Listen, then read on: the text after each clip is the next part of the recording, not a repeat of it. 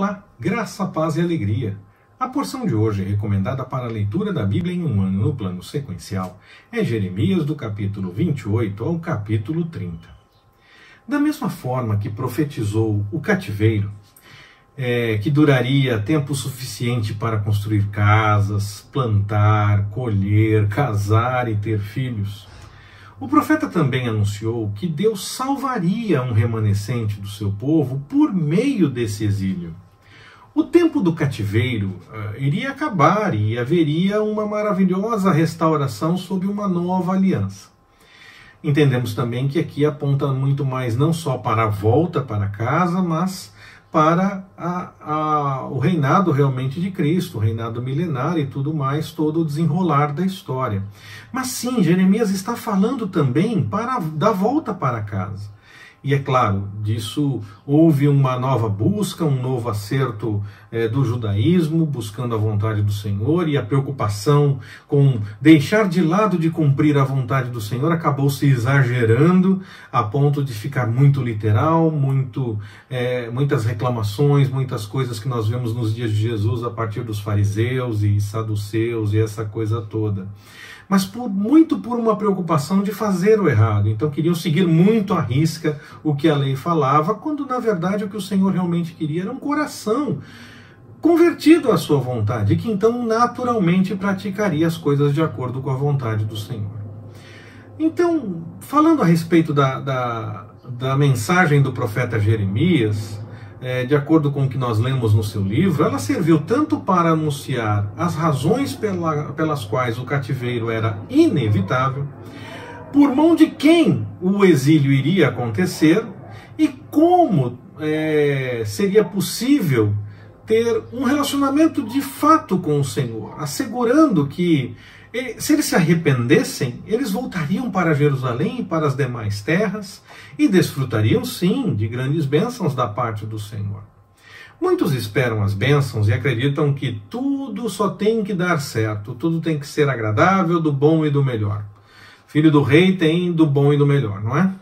Mas a mensagem de Jeremias deixa claro que mesmo o sofrimento serviria para revelar algo da bênção do Senhor, porque o exemplo do cativeiro serviria para trazer à lembrança do povo que deixar a vontade do Senhor pode causar problemas, mas buscar a sua vontade, que não significa a ausência de dificuldades, pode nos permitir desfrutar realmente do cuidado do Senhor e da bênção do Senhor em todos os momentos, tanto nos mais alegres como nos mais complicados. Pensando nos nossos dias, as pessoas determinam e dizem que estão ligando as coisas, profetizando, como se falassem aquilo que gostariam que realmente viesse a acontecer de qualquer jeito.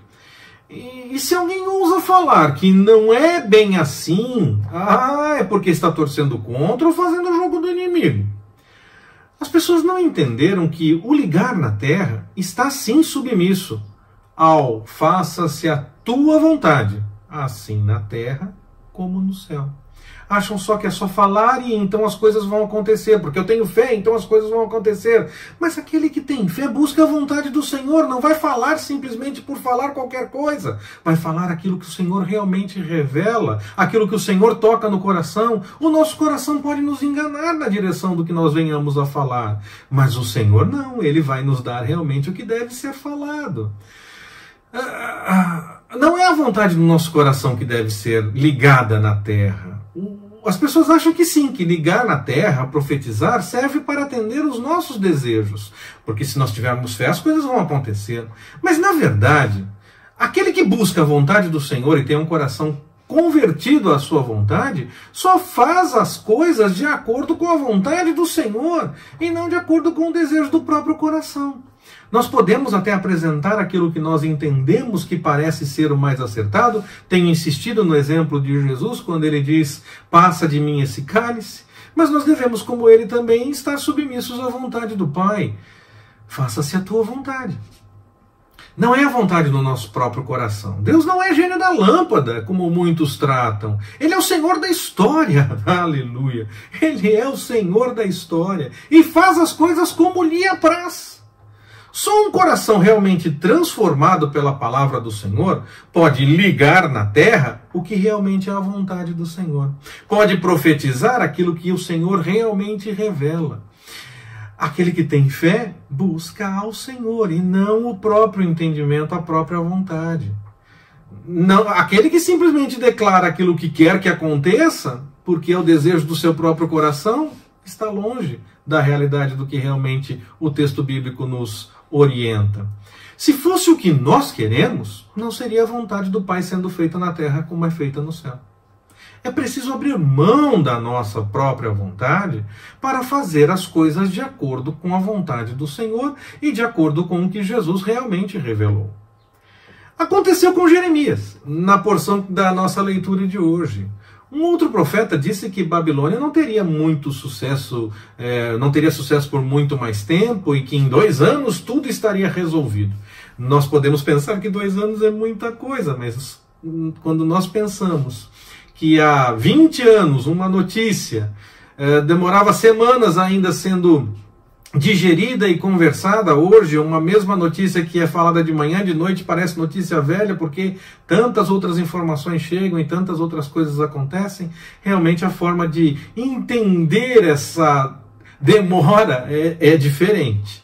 Então, em 2 anos tudo estaria resolvido. Jeremias, que em capítulos anteriores chega a desafiar alguém para que fale algo diferente do que ele próprio anunciava, ele acaba concordando com esse profeta, dizendo que se for realmente a vontade do Senhor, que o Senhor faça isso, que seja assim, amém. Mas o Senhor fala com Jeremias dizendo, olha, não é de mim que vem o que esse cara está falando. E vai lá e diz que não tem nada a ver. E aí então o tal profeta que ousou falar como se estivesse falando em nome do Senhor, mas na verdade não falou, acabou morrendo. O pessoal que estava em Babilônia, que já tinha sido levado naquela segunda vez que Babilônia veio e já levou alguns deportados e algumas coisas já dos bens, do templo, da casa do tesouro do rei, essa coisa toda, esse pessoal acreditava nas profecias de que logo voltariam para casa. E Jeremias manda avisar que não vai ser bem assim. Que aqueles que estavam falando, aqueles profetas que estavam falando, não falavam em nome do Senhor, mas falavam aquilo que eles próprios queriam que acontecesse. Na carta que Jeremias envia aos que estão no cativeiro, ele anuncia inclusive o tempo que o cativeiro deveria durar. Talvez Daniel não tenha tido acesso ao texto do livro do profeta Jeremias, que pode ter ficado pronto como livro realmente só depois do exílio. Durante o tempo do exílio, talvez as pessoas não estivessem preocupadas em organizar essas coisas, não tivessem até onde guardar ou essas coisas todas.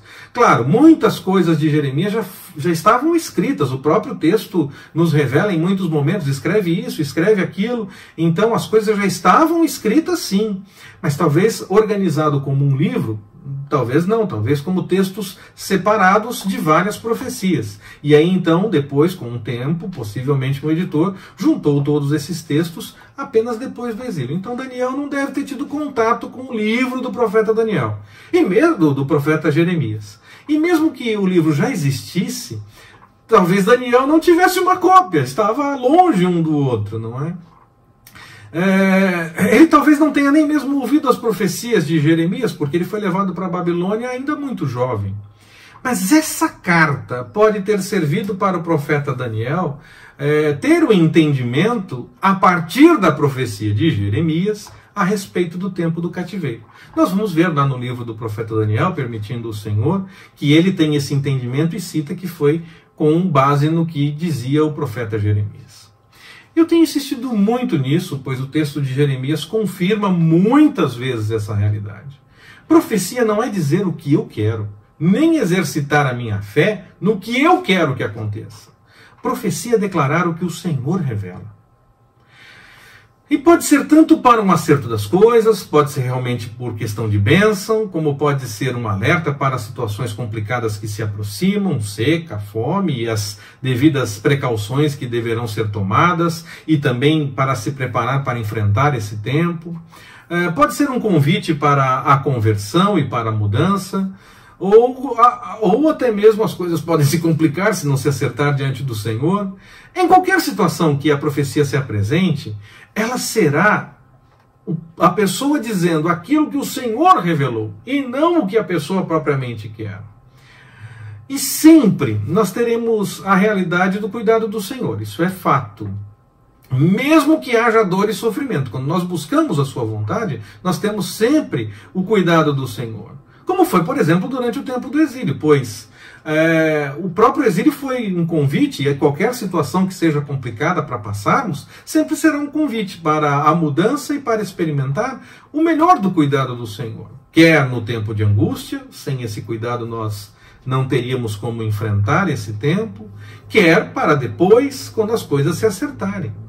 O que nós precisamos é nos manter seguindo debaixo da vontade do Senhor, ou corrigindo logo, caso haja alguma coisa que venhamos a fazer, a realidade humana fale mais alto e deixemos de buscar por um tempo ou por uma situação específica a vontade do Senhor.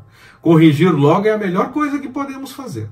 Dessa forma, nós poderemos ver e entender a ação do Senhor em todo o tempo, contando sempre com a sua proteção e com a sua bênção. Que o Senhor nos abençoe. Forte abraço, até mais, permitindo o Senhor.